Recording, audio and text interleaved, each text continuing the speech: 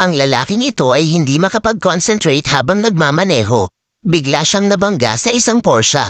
Lumabas ang driver. Ang makita ang kotse ay maraming mga gasgas. Tapos sinipa niya si Yoyo.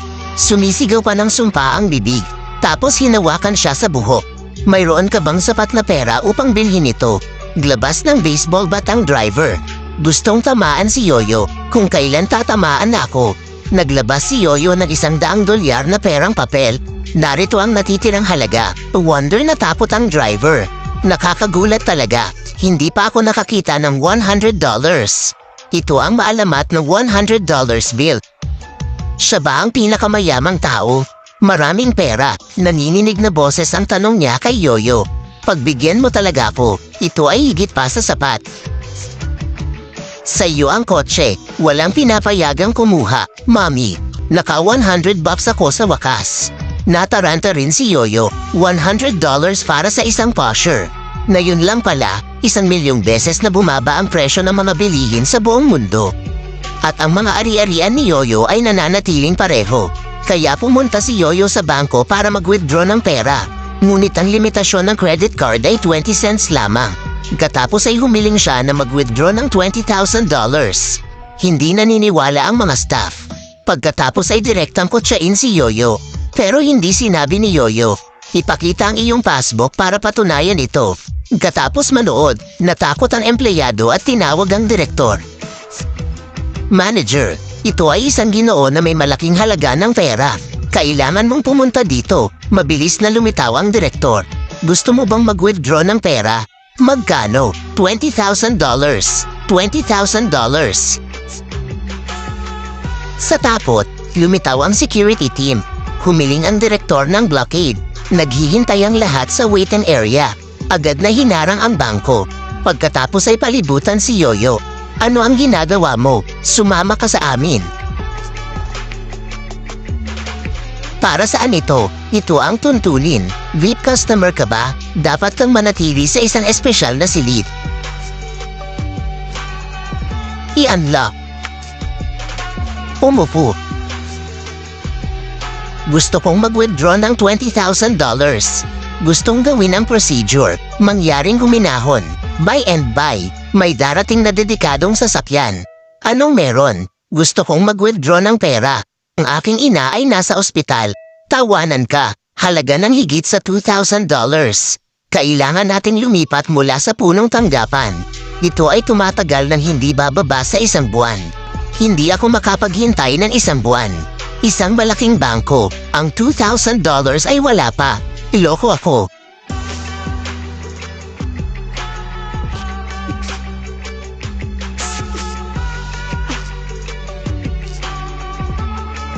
Ito ay isang malaking $1,000 cash. Mangyaring gamitin ito pansamantala. $1,000 lang. Hindi pa yata sapat. Maaari ba akong mag-withdraw ng higit pa? Nagbibiro ka ba? Ang buong lungsod, ang $100 bill ay may 30th bills lamang. Magiging mahusay kung mayroon akong 5 sheet. Itabi mo. Sige, ang natitirang halaga, pakihawakan ito ng mabilis para sa akin. Ayan yon. Dear sir, napakaraming pera ang dala mo. Magpapadala ako ng 2 bodyguard. Poprotektahan ka nila 24 hours. At kung may kailangan ka, tawagan mo ako.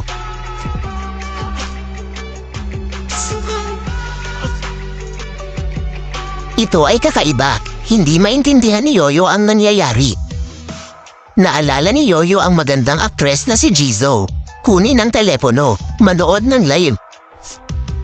Hi sa lahat. Ngayon ay kakausapin ko ang lahat. Mag-donate lang ng 1 sentimos. Bakit ang kuripot mo? Magdodonate ako. Salamat sa papuri. Salamat. Sa lahat sa, ang ganda ni Jisoo.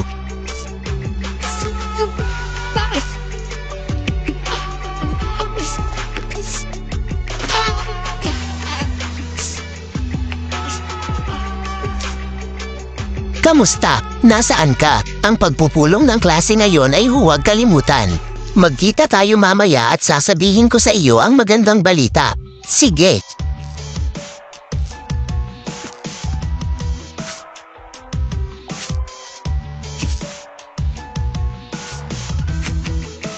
Tama. Yoyo, may class reunion kami ngayon. Bakit hindi mo dalhin ang kotse sa itong sasakyan na binili ko lang? Huwag ka nang magsalita ng kalokohan. Ngayon lang, may nagtip sa akin ng $1. $1 lang. Bakit ang saya-saya mo? Ito ay $1. 2 cents lang ang kinikita ko kada livestream. Ako yung nag-donate sa'yo. Huwag magsinungaling. $1 lang. Hoy, ang lakas ng loob mo pumunta dito, Yoyo. Masarap ang huling bote ng alak, di ba? Uy, kailangan mo pa ba kaming bayaran? Itong luxury hotel. Hindi kita matatanggap. Class meeting na yon.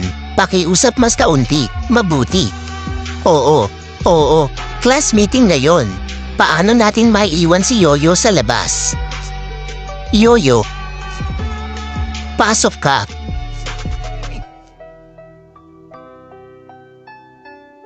Yoyo, susi Yoyo, tingnan mo itong si Yoyo. Nag-drive siya ng pusher dito. Yoyo, ibinenta mo ba ang bahay ng iyong ina para makabili ng sasakyan? Yoyo, napaka-ungrateful mo. Huwag masyadong lumayo, paumanhin. Dalit si Jizo namin. Nakita ko ang isang matandang nag-donate ng $1 sa iyo. Iyan ay $1. Hapunan na yung gabi, mangyaring magbayad. Bakit gusto mo pa si Lisa? Hindi ka ba natatakot na patayin ka ng matandang iyon? Ano ang sinasabi mo? Maaari kang kumita ng $1 na nakahiga. Napakadali. Bakit? Hindi totoo. Kaya mo bang protektahan si Lisa? Ikaw na bahala sa kanya. Kunin ang pera ng matanda at ibahagi ito. Magaling talaga. Bakit? May Porsche ka ba? Ha. Magkano ang matutulog sa isang gabi na kasama ka? Sabi mo number. Baka magkita tayo at alagaan ang isa't isa. Bastard. Hey. Ang ingay. Ang lakas ng loob mong pagalitan ako. Naku, gusto mo pang uminom, di ba? Kumuha ng 2 pang bote ng alak. Gusto naming uminom. Sige, pumunta ka na. Anong alak ang maiinom? Tapos bibigyan kita ng pera. Ha. Mabuti, kumuha ng alak.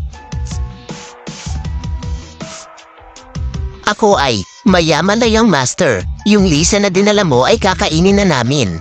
Oh, gustong tawagan ng donor na matanda na pumunta. Hayaan mo siyang magligtas sa iyo. Wala akong sponsor. Wala kang, niloloko mo ba ako? Sino ang nag-donate sa iyo ng $1? May sakit ka ba? Sabi ni Lisa hindi. Di ba $1 lang? Ano? Ang mga donor ay hindi nag-iiwan ng mga pangalan. Oo naman. Siya ang malaki at mayamang karakter. May tiwala kami sa kanya. Wala akong sponsor. Hindi mo ba inaamin? Hindi ako. Ano ito? Bakit number ni Yoyo? Nag-donate ka ng $1 para sa akin. Di ba $1 lang? Kailangan mo ba yon? Hindi pwede. Hindi ka maaaring magkaroon ng 1 sentimo. Saan ka nagnakaw? Ito. Niloko mo ako. Hindi ako. Sige. Sinadya niyo akong paglaruan kayo. Pagod na ako. Nakakabaliw ang $1. $1 lang ang kailangan mo. Binigyan kita.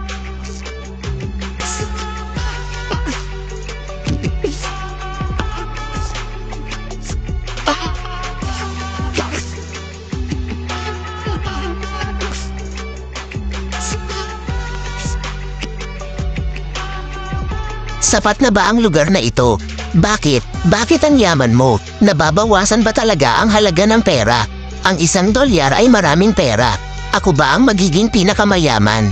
Bibigyan ko ang bawat tao ng 5 sentimo. Gusto kong basagin mo ang ulo ni Shufa. Kaya mo yan. Kung hindi, hahanap ako ng iba.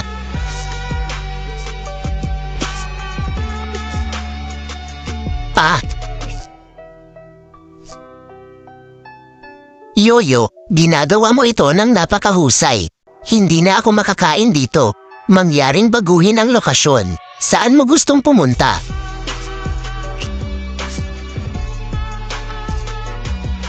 Tara na, huwag kang tumigil.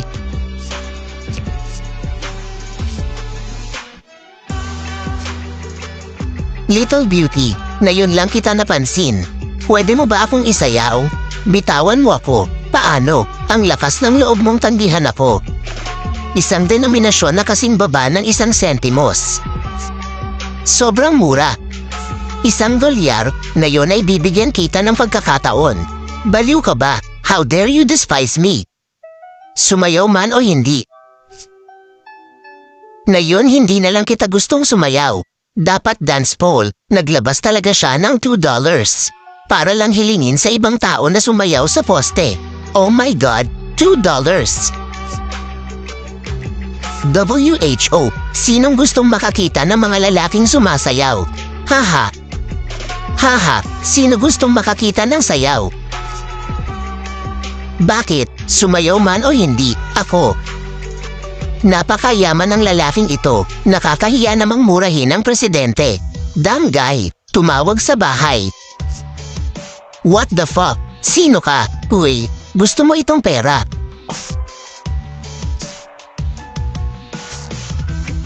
Abala. Maglabas lang ng $1 ay ayos na. How dare you show me? Alam mo ba kung sino ako? Sino siya? Alam mo ba? So alam mo ba kung sino ako?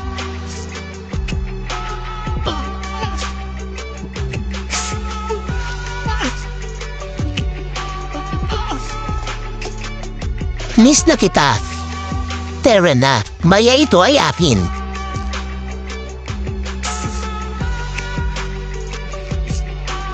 Pangit. Oo, sobrang pangit. Bayaran mo ako. Tar dito. Huwag pansinin hahaha. Haha.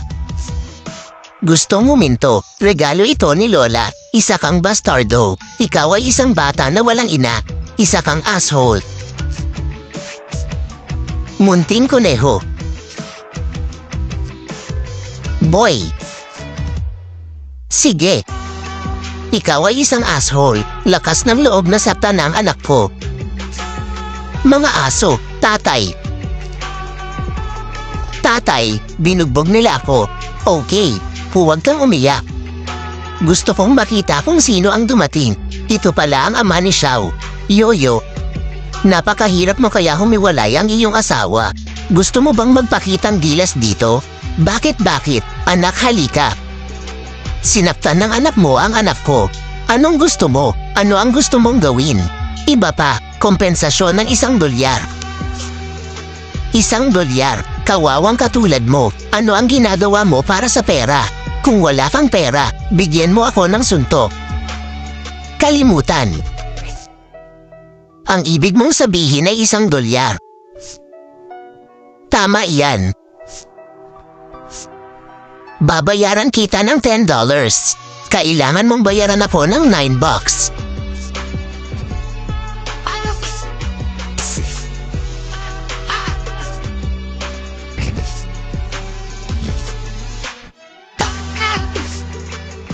Komportable ka ba?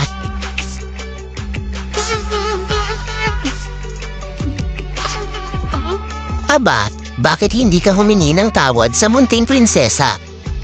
Sinaktan ng anak ko ang anak ng isang maharlika. Tuturuan ko ulit siya.